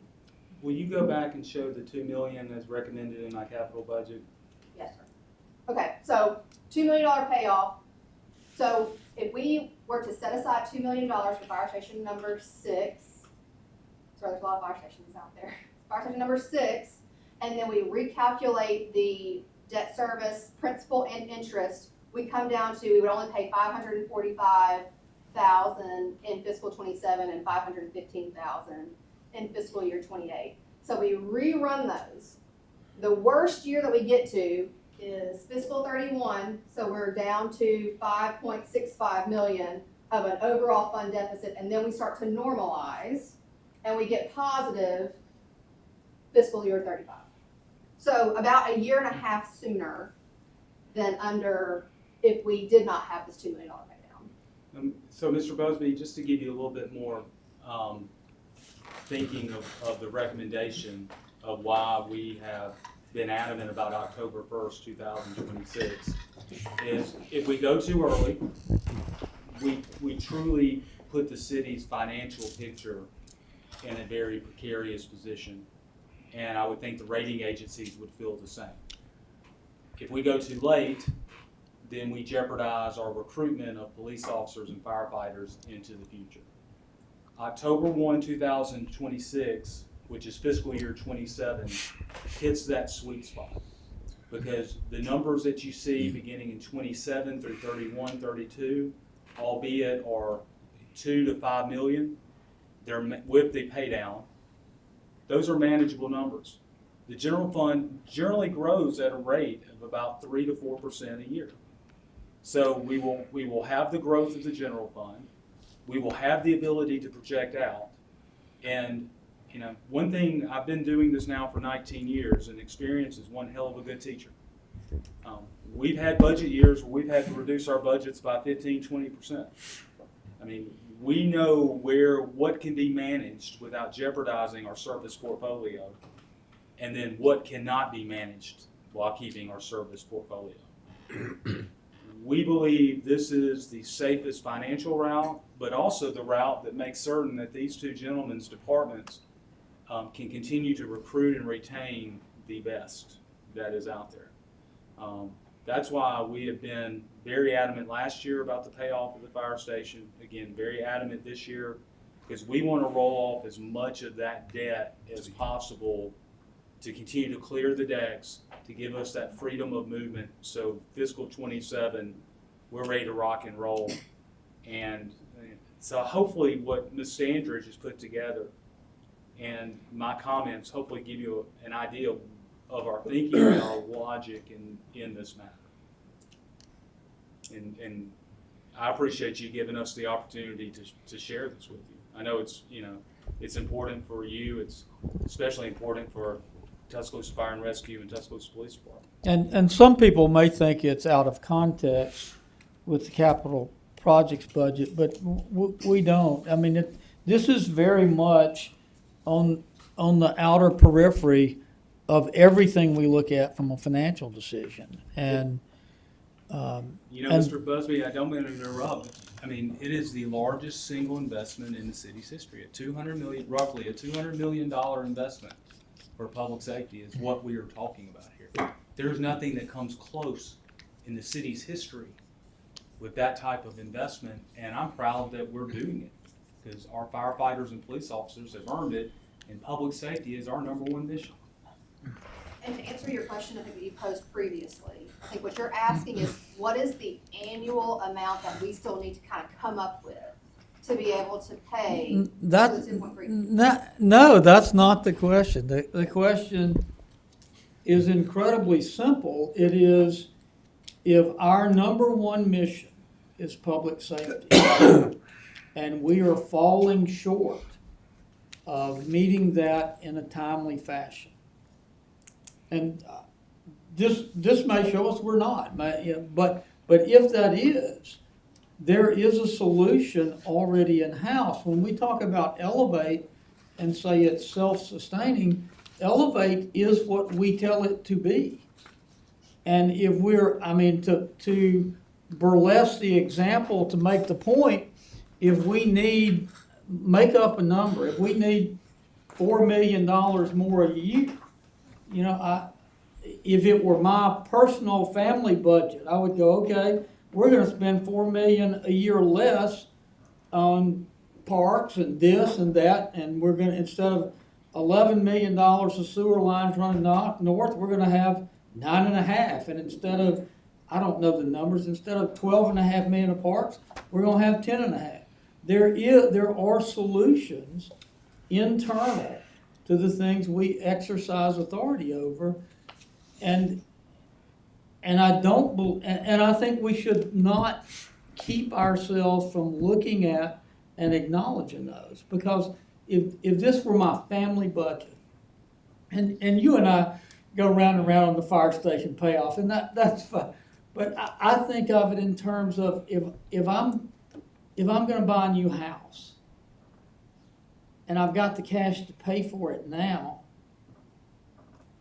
I'm not going to pay for it now so that I can get more money in the future. I'm going to match my liability on that asset more closely to the value of the assets. And again, we'll work out. I mean, I'm listening to you and learning. We will work through that. But if this were my family budget money, I'm looking at why pay out all my cash so I can borrow more money later? Well, the difference would be is that this is not a family. Come on, Mayor, we're all one big happy family now. And so I think first let's point out that 20% of Elevate goes directly into the public safety fund, and without that 20% commitment that we moved from 15 to 20, RSA wouldn't even be in the scope of possibility. But it does that because we as a group told it to do that. Absolutely. We looked at it and said, you know what? Things change. And so, agree. But the second part of it, and the reason why I said this is not a family, is unlike a family where you may have a father and mother, or mother and father making the decision, you get a mayor's recommendation and then 7 equal partners around the table. And then those 7 equal partners then deal with the mosaic of different interest groups, neighborhood associations, individuals, and have collectively made commitments through Elevate to ensure that they would be accomplished in accordance with what we pledged in 2019. So, albeit, yes, you could logically take 5 to 8 million more out of Elevate. I'm going to sit here and then watch those discussions take place, because it sounds good in theory, but as Mr. Fell or Mr. Crow, or Mr. Wilson, or Mr. Lanier, who have made commitments to their own constituents, going to say, well, now we're no longer going to commit to these projects because the things that we promised with the 1% tax increase are not going to be able to be accomplished. And then you're going to get into a whole other series of discussion that we may have solved RSA, but now what are we going to do to continue to improve the quality of life in Tuscaloosa? What are we going to do to improve our parks? What are we going to do? So now you've got a whole different discussion. And I think one of the masterful things that our team has done, and I want to and give credit to this administration, is that we have to approach things in balance. Right now, 40% of our general fund money is public safety. 20% of Elevate is public safety. It is by far our number one priority. But that doesn't mean we get to forget the other things that we do as a city. Families that couldn't send their children to college would tell you dual enrollment's the most important thing. Families today running on the Western Riverwalk would tell you that may be the most important thing. And what I'm trying to say, Mr. Busby, is that we have to serve a multitude of needs across a multitude of different areas of our city. And I just don't think it would be possible, even among the 7 of you, to come to a recommendation on how you would unwind 20% more of Elevate, because that's essentially what you'd have to do to begin to get close, and pass it. That's why I think it's much different than a family. And as Bismarck said, politics is the art of the possible. What we have provided is the possible. I just don't know. Maybe there is. Maybe there are 5 votes on this city council to unwind projects in your own district and to take away programs such as dual enrollment. But my experience tells me that's going to be a little bit more difficult. So, Mr. Busby, I await that recommendation. And what I appreciate the fact is you're honest and upfront about how you feel about it. And it's not a recommendation at this point. It is, if we don't acknowledge that there are choices that involve discussions, we won't get to the right answer. And that we're intimately familiar with council math. You don't have to be a higher mathematician to work out council math. And I don't know that we could get, if we had a recommendation, I don't know that we could get 3 people in committee to agree on it, much less 7 across council. But I do maintain that we have to acknowledge those options are there. And if the answer is, yeah, they're there, but I'm not touching it, but it's fine. Yeah. That's 34. What? Yeah.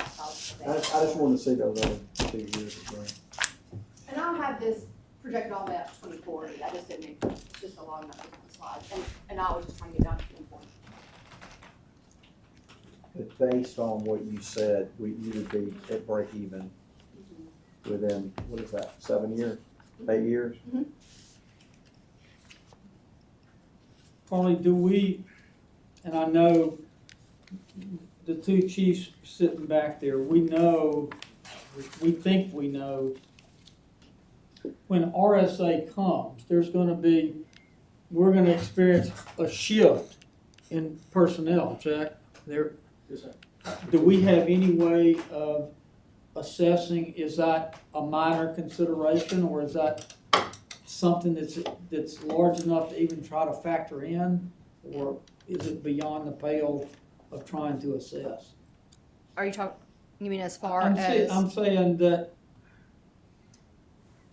part of the calculations those actuaries are doing, right, involves, I assume, forecasting when employees are going to retire, right? So that they can then calculate, okay, based on average life expectancy, that means we better be prepared to pay them out this much money, right? Yes, yeah. If the force changes chemistry as a result of conversion to RSA, and all of a sudden a lot of upper level senior long-term personnel are like, you know, got it, done my time, you know, good luck. And the chemistry changes to a much younger, less tenured No, I type of understand. employee. Is that, do we have any idea, is that a factor worth trying to calculate, or is it probably no impact? So, Or is it big impact? I think don't that know. it's, I think that it is considered in their calculations already. I think that 10.375, it basically includes their knowledge about the people that they have employed ready to retire within 3 months, within 6 months, within 3 years of the conversion date. They know, they have all of our employee census data. They know all of the years of service that every single individual in those two departments have.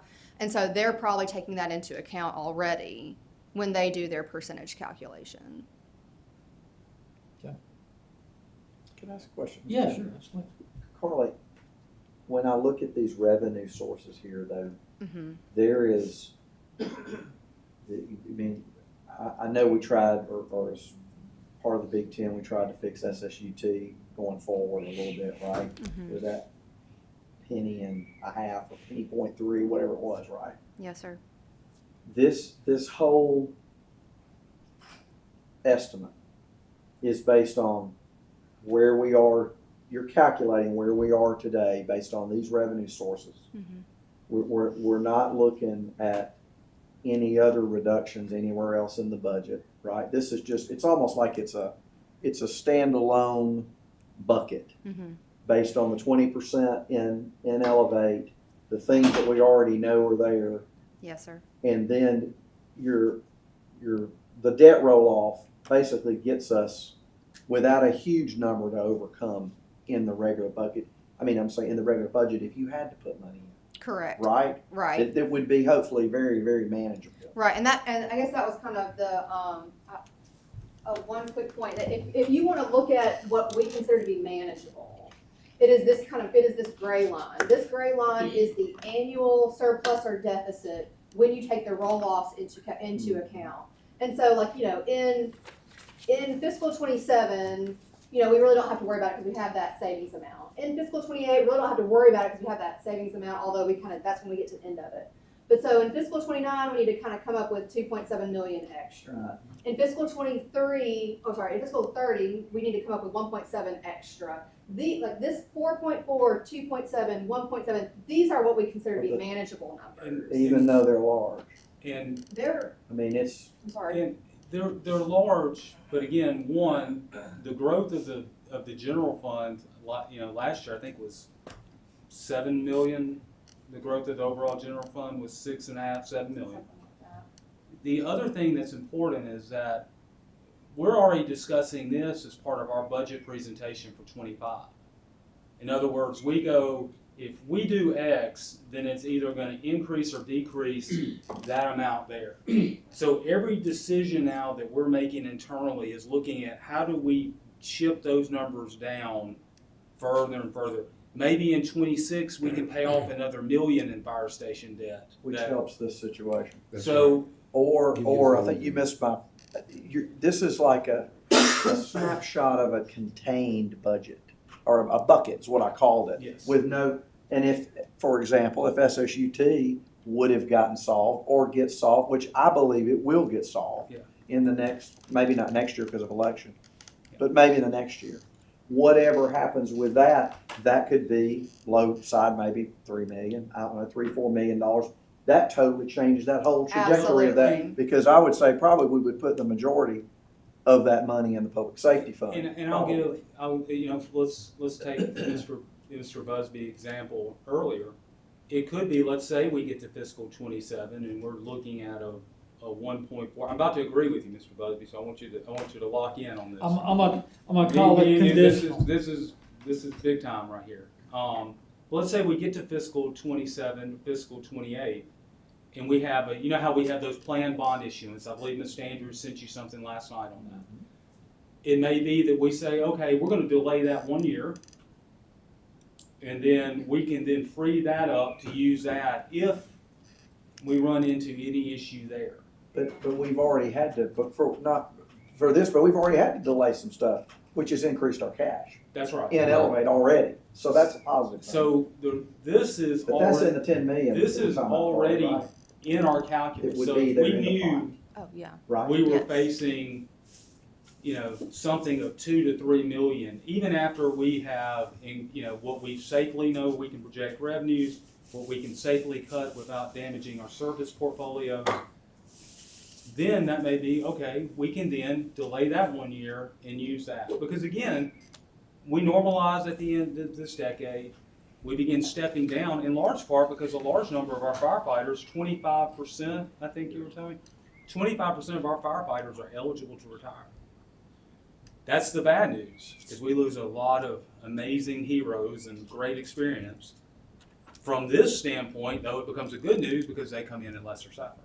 And that's, I And think you may have there's been a- out of the room. Okay, I apologize. That's what we're talking about, that shift that's gonna occur in the internal chemistry of the two forces. As the older, more experienced, more expensive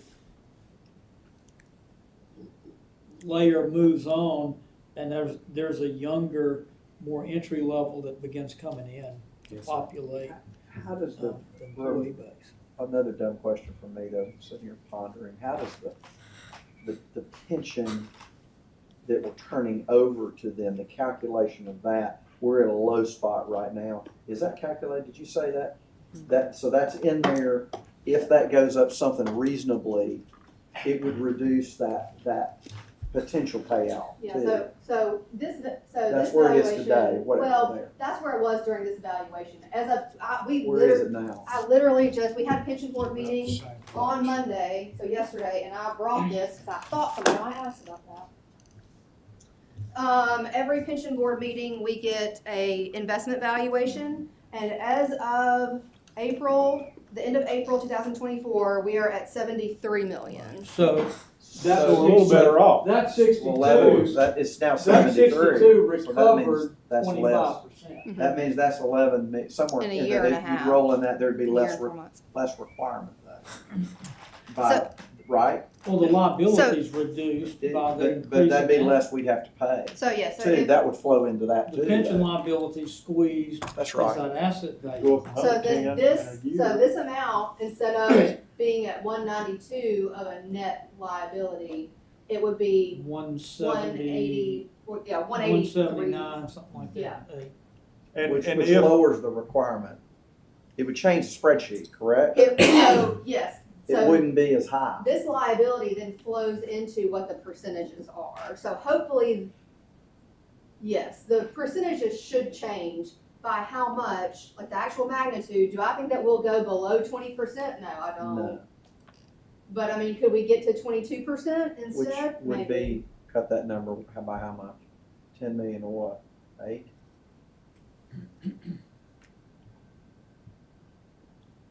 I mean, it seems to me like we're looking at the worst case scenario unless the markets crash. And then And there's it Yeah, could. we might get down to like a 9.2. But where we are, there's a million. Or what? Oh, Right, that's what I'm saying. time. We're gonna We've be in a been better, talking it's 8 better. to 10 million. Yeah, Yeah. yeah, Right, I that's mean, right. The whole Right. time we've been having this dialogue, we've used that range of somewhere in the 8 to 10 range. And that's pretty well But- where it's stuck. And yes, while assets values we know will change, another thing that's going to change, is going to be, it's not on this sheet, but one thing that they take into account is what they call covered payroll. And so your percentages are also based on covered payroll, which our payroll expense this year just increased, for fire and police especially, by 11% Because of the coal. because of the COLA. but on those payouts, I hope the people that are being paid out now won't raise at all. I mean, that's gonna stay the same. You talking The about current retirees? pensioners. Yeah, Yeah, right, so the current retirees under Right. the pension will then flow into RSA as pensioners, and they'll get the same Same. payout as they get now. so that won't. But they will though, and please correct me if I'm wrong, but they will, from time to time, RSA does do bonuses for RSA members. Will they will be eligible for those They will be. bonuses. Will No, the city have to vote on that, or will it be automatic? Normally, we have to vote on it, but you're saying they will not be? I don't know if they will be or not. Let us find the answer to that question, because we've done, it seems like 3 or 4 times over the past few years, they've done those one-time bonuses. And there was one in the legislature a couple weeks ago, I remember, for another RSA COLA. Okay. But I don't remember, I don't know if I followed what happened with it or not. Carly, I would like to compliment you on taking a very complex issue and making it somewhat understandable. I Digestible. mean, because that is but I like the fact that it's all in one bucket. That we haven't touched any other buckets, right? And that's a Correct. good thing. That we can manage this in that bucket based on what we know today. And I think that should be assurance to our fire and police that we're gonna make this work. But there's a plan in place to do it that looks to me like we can make that work. I think Based that, on what, because I don't really think these numbers are pretty conservative numbers from what, I mean, they look like to me they are. and from, the mayor's comments, there are still hills to climb.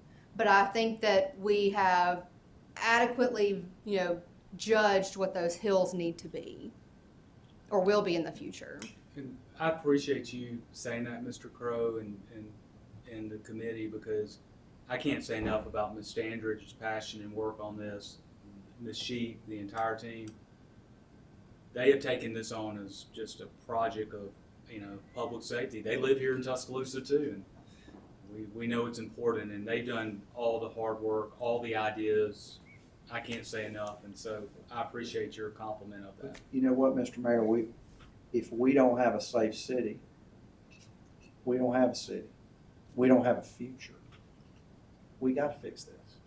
You And can't I play in think the we got park the if will you to don't fix have it. safety. We gotta figure out how to do this, because the safety, public safety is an issue that we've got to make sure we've got the best trained, the best paid assets, all the stuff we talk about. I mean, I think our council chief, our chiefs, we are committed to y'all 100%, 150%. Y'all know that. That doesn't mean this is easy, but we gotta figure out a way to make, we may have to make some hard choices before this is over with, but I think right now, I'm grateful to have a plan that is presented that's workable, Mr. Chairman. Well, And we're only, that's a good thing. and Mr. Crow, we're only 30 months from implementation.